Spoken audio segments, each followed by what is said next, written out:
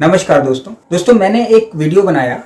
सबसे पहले मैंने बताया कि चेक बाउंस के जो केसेस होते हैं उसमें होता क्या है।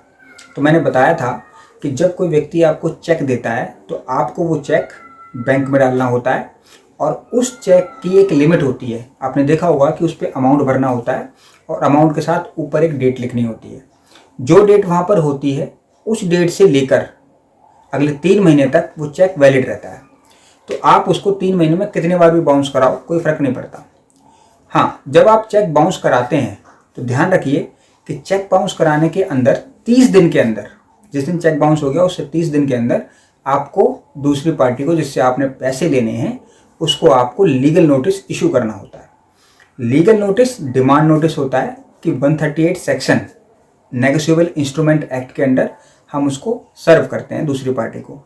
और जब दूसरी पार्टी को नोटिस जिस दिन मिल जाता है, नोटिस मिलने के 15 दिन के अंदर उसको आपको पेमेंट करनी होती है। यानी हम 15 दिन का टाइम उसको देते हैं कि आप पेमेंट हमारी कर दीजिए।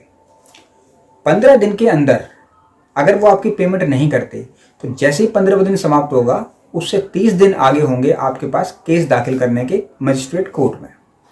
तो ये इसका एक प्रोसीजर होता है। जैसे ही आप मजिस्ट्रेट कोर्ट में केस फाइल कर देंगे उसके बाद क्या प्रोसीजर होगा वो मैं इस वीडियो में आपको बताने वाला हूँ।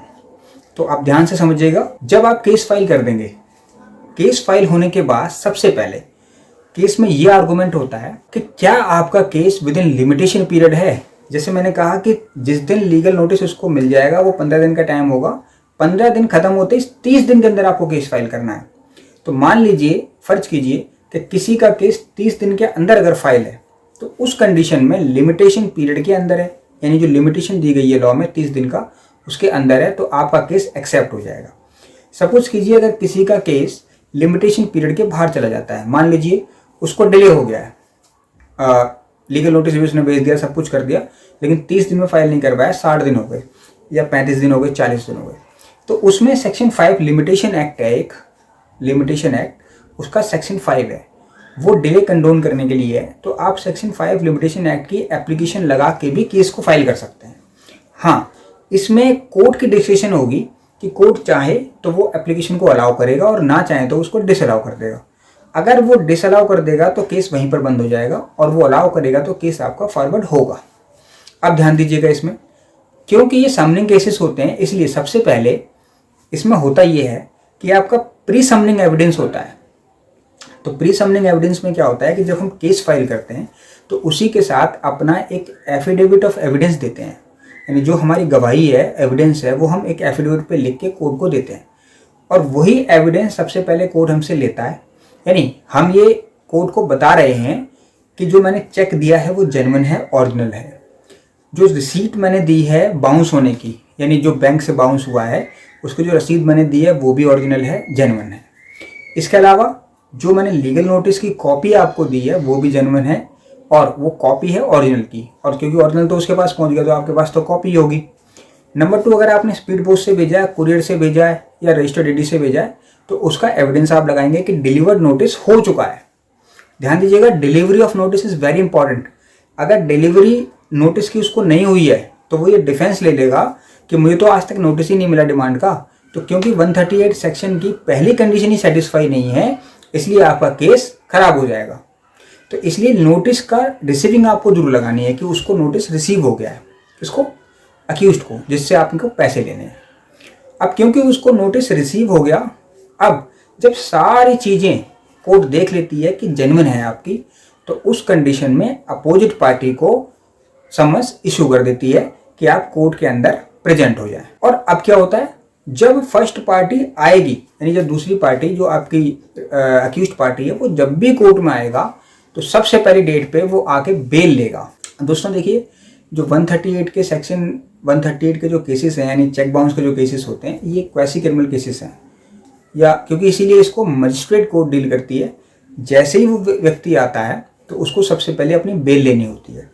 बेल लेने के लिए उसको एक जमानती देना होता है जो उसकी जमानत देगा कि अगर अक्यूज चला जाता है या भाग जाता है तो उस कंडीशन में वो व्यक्ति उसको लेकर आता है, तो इसलिए उसको जमानती कहा जाता है।